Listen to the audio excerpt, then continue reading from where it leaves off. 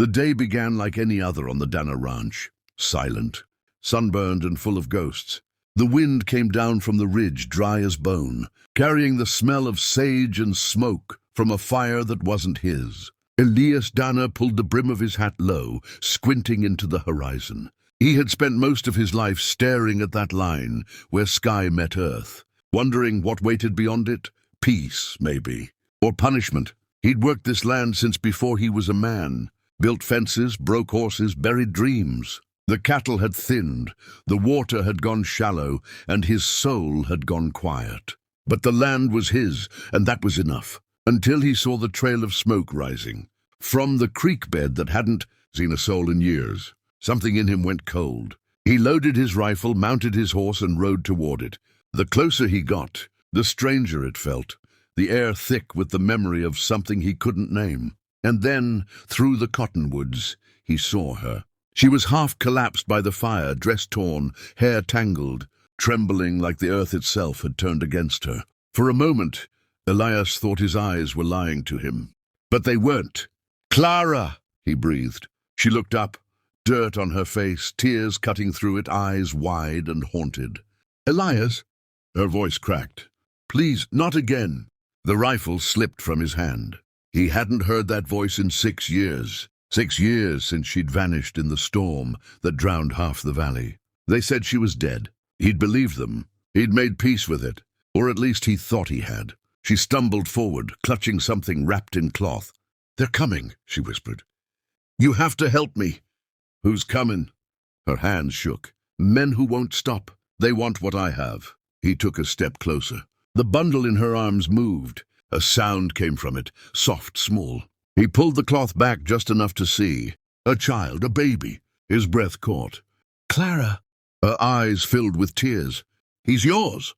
The world stopped. He didn't hear the wind anymore, didn't feel the ground under his boots. He just stared at her, at the woman he'd lost and the life she now held.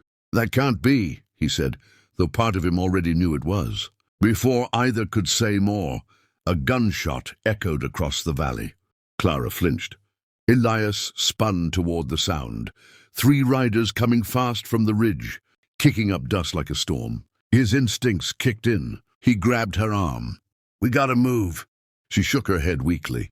"Elias, they'll kill you, please." "I ain't asking." He lifted her onto his horse, climbed up behind her, and spurred the animal hard toward the canyon. The riders shouted behind them, bullets whistling past. The baby cried, and Clara clung to Elias like her heart would stop if she let go. They reached the rocky pass just as another shot rang out. Elias turned the horse sharply, leading them down into the dry riverbed, where the walls of stone rose, high on both sides. The air was thick, the sound of pursuit echoing off the cliffs. When the trail narrowed, he stopped. "Stay down," he said. Clara grabbed his arm. "Elias." He looked at her, dust and fear all over her face, the baby crying between them. He brushed her cheek gently. "You're safe with me. I promise." He slid off the horse, rifle ready. 3 riders entered the pass, shadows long against the canyon walls. The lead man was tall, wearing a black hat and a scar across his jaw. "Evening, Danner," he called. "You've got something that don't belong to you." Elias raised his rifle. "You sure about that?" The man grinned. "The woman and the kid. Hand 'em over, and maybe we don't put you in the ground." Elias steadied his aim. "You try, and maybe I'll show you how a real man defends his own." The man's smile faded.